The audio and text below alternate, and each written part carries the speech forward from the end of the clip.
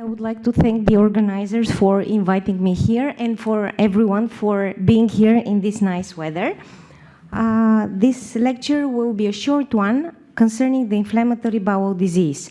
As all of you know, this is a chronic inflammatory disease of the gastrointestinal tract, consisting of two major conditions, the Crohn's disease and the ulcerative colitis, and many transitional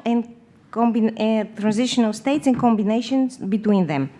It occurs in genetically susceptible individuals as an exaggerated immune response to a normal stimulus, such as food antigens or the intestinal flora, especially in the states of dysbiosis. The extraintestinal manifestations have been observed in up to half of the patients and usually affect the skin, the joints, the eyes, and every fifth person with IBD has got also kidney involvement, either specific or non-specific one, as we shall see later in the text. The extraintestinal manifestations could develop by several mechanisms. The first and probably the most common one is the systemic reactive manifestations, such as the joint involvement in the form of seronegative spondyloarthropathic condition, usually HLA-B27 associated. It could be an autoimmune disease related or not related to the IBD, such as thyroiditis. It could be due to deposition of immune complexes, either circulating or in situ formed, such as the glomerular involvement in IBD, or it could be secondary to metabolic anatomical derangement or side effect of the treatment. With the many over-the-counter medications and the emergence of new medications from the group of the biologicals, this type of involvement becomes more and more often observed. The renal involvement. Probably the most common type is the nephrolithiasis, associated or not associated with obstruction, and the urinary tract infections with or without the obstruction. Glomerular involvement in the form of idiopathic or secondary glomerular diseases, amyloidosis, tubulointerstitial nephritis, and acute and chronic kidney disease. Now let's see all of the types separately. Nephrolithiasis. Many medications could crystallize inside the tubuli, including the sulfasalazine, forming easily precipitable crystals in acidic environment. The same thing happens with the uric acid, especially in the terms of low urinary pH or low urine volume output, as in diarrhea patients. Also, uric acid levels tend to be increased in dehydration, in inflammation, and in corticosteroid treatment. On the first photo, you could clearly see a renal stone in the right kidney in a major calyx, leaving distal acoustic shadow behind it. Calcium oxalate crystals could be due to hypercalciuria plus increased enteric hyperoxaluria. This means increased absorption of uric acid due to bile acid malabsorption, or in the inflamed colon in these cases, especially in patients with ulcerative colitis, oxalic acid becomes very easily reabsorbed by the colon. Its serum and urine levels increase substantially.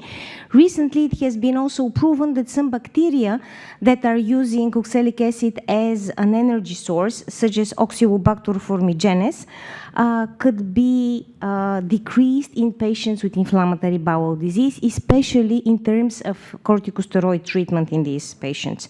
So this also contributes to hyperoxaluric state. Calcium phosphate stones are more prevalent in children.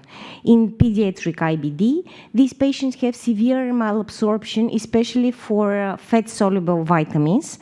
And as the levels of vitamin D decrease substantially, this could lead to secondary hyperparathyroidism with much of hyperphosphaturia and hypercalciuria, because the calcium levels in the blood are being raised by the PTH. So pediatric patients usually develop calcium phosphate stones with or without concomitant nephrocalcinosis.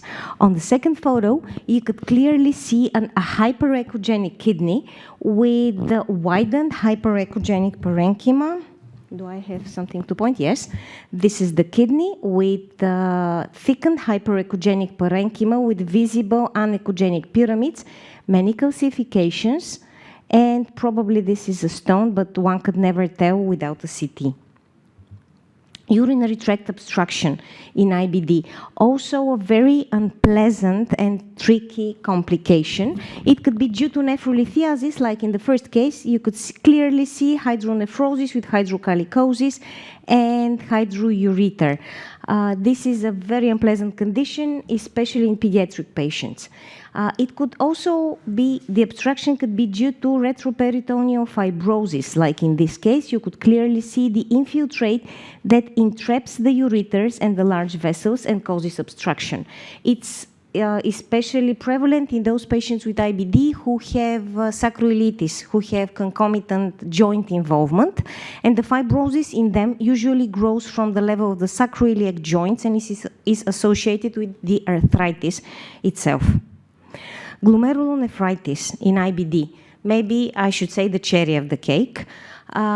Whenever you have any kind of suspicion of renal parenchyma disease, you should perform a renal biopsy because you cannot tell by the clinical and laboratory characteristics of the patient which exactly type of renal involvement he or she has got, and the treatment or the cessation of treatment will be different. IgA nephropathy develops in many patients with IBD, probably because of common genetic background. Both in IBD and in IgA nephropathy, we have the HLA-DR1 allele being more frequently expressed by the patients. Also, these patients, due to activation of Peyer's plaques, have increased production of IgA in their dimeric form. This is why in them the budesonide is very effective. Also, some of them have genetically determined impaired clearance of the IgA molecules.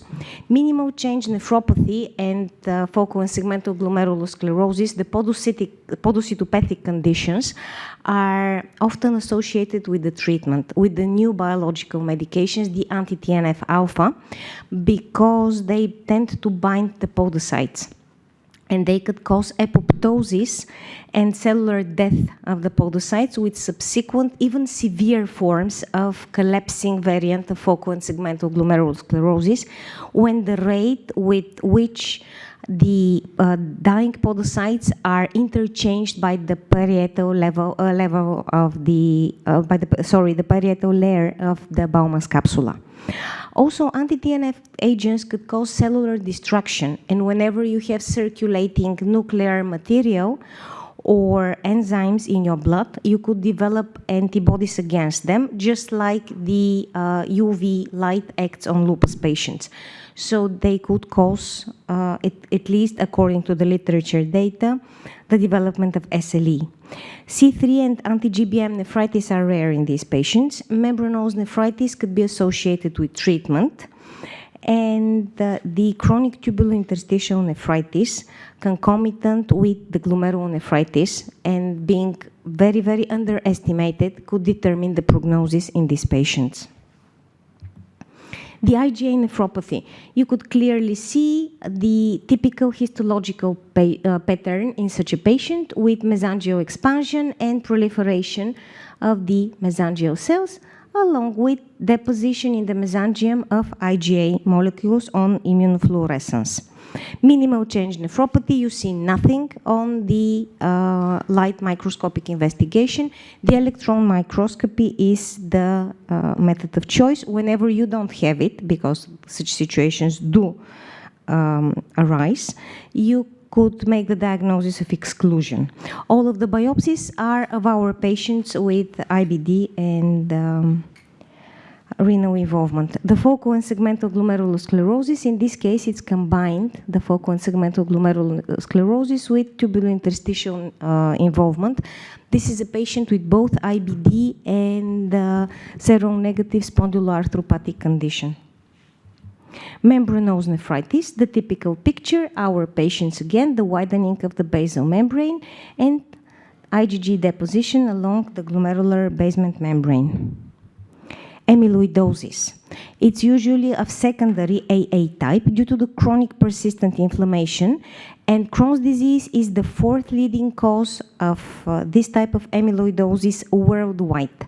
With the appearance of the new biological medications, the frequency of this complication is decreasing, but of course there is no free lunch. Other complications are increasing in frequency. The peculiar characteristics here is that the nephrotic syndrome not only does not subside with the development of renal failure, even proteinuria increases despite the development of renal failure. Also, these patients develop hemorrhagic diastasis. Amyloidosis, one of our patients, he's our colleague with Crohn's disease, large kidneys with widened hyperechogenic parenchyma with clearly visible anechogenic pyramids. Also, he has got deposition of greenish matter under polarized light when stained with Congo red. And in the kidneys, he has got deposition in the vascular walls. Chronic tubulointerstitial nephritis in these patients, it could be associated both with treatment and with the disease itself. With the treatment, especially with the treatment of 5-aminosalicylic acid and sulfasalazine, a donor of 5-aminosalicylic acid. Also in the treatment with anti-TNF alpha agents. It could be combined with glomerular involvement as well. This is a patient with both glomerular and tubulointerstitial nephritis. This is a patient with IgA nephropathy and tubulointerstitial nephritis. The drug-induced kidney injury is the most unpleasant type because you have to change or even stop the treatment in a debilitating disease. Sulfasalazine is known to crystallize inside the tubuli and also to cause, along with the 5-aminosalicylic acid, acute and chronic tubulointerstitial nephritis. There have been anecdotal cases in the literature of azathioprine leading to chronic tubulointerstitial nephritis. An unpleasant side effect of anti-TNF alpha agent is also the granulomatous tubulointerstitial nephritis, along with the glomerular changes. Calcineurin inhibitors, such as cyclosporin A and tacrolimus, are known to cause endothelial damage. And via this mechanism, they could lead to several severe complications, such as arterial hypertension due to the imbalance between nitric oxide and endothelin-1 levels, to thrombotic microangiopathy, and to constriction of the afferent arteriole with the development of renal failure. Also, all medications everywhere in the world could lead to acute and chronic renal failure due to tubulointerstitial changes. Acute kidney injury, usually because of the treatment, it could be in the form of tubulointerstitial or glomerular involvement. In cases with nephrolithiasis, with urinary tract obstructions, and ischemic nephropathy during treatment with cyclosporin A or tacrolimus. Also, never underestimate the comorbidities because these patients now live longer and they develop the major components of the metabolic syndrome, especially when treated with corticosteroids. The chronic kidney disease in these patients could be associated with the same conditions along with the AA amyloidosis, which could be borne in mind in all patients with chronic persistent inflammation. And finally, our series of patients. For the past 6 years, we have biopsied 37 consecutive patients with IBD, 16 female and 21 male, with the mean age of 47 years, half of them with Crohn's disease and half of them with ulcerative colitis. The most prevalent type of renal involvement was the glomerular one, with the minimal change glomerulonephritis. In 6, 3 of them were on TNF-alpha treatment, the other 3 no. Focal and segmental glomerulosclerosis, IgA nephropathy, and mesangial capillary glomerulonephritis. This patient was HCV positive. Tubulointerstitial nephritis was the second major cause, nephrolithiasis, diabetic nephropathy with other changes superimposed to it was found in 6, and renal amyloidosis in 4. The total number is more than 37 because many patients had more than one type of affection. So, in conclusion, the most common type of renal involvement in our patients was the glomerular one, but also non-immune changes have been observed. So the presence of erythrocytes in the urinary sediment, proteinuria of more than 0.5 gram per 24 hours, and renal failure should prompt us to perform a renal biopsy, because you can never tell by the clinical laboratory investigations what the problem is. And you should distinguish the immune from the non-immune mediated renal injury, and there should be timely and adequate treatment, including cessation of treatment if required, because our major rule is primum non nocere. The first thing you have to do is not to harm the patient.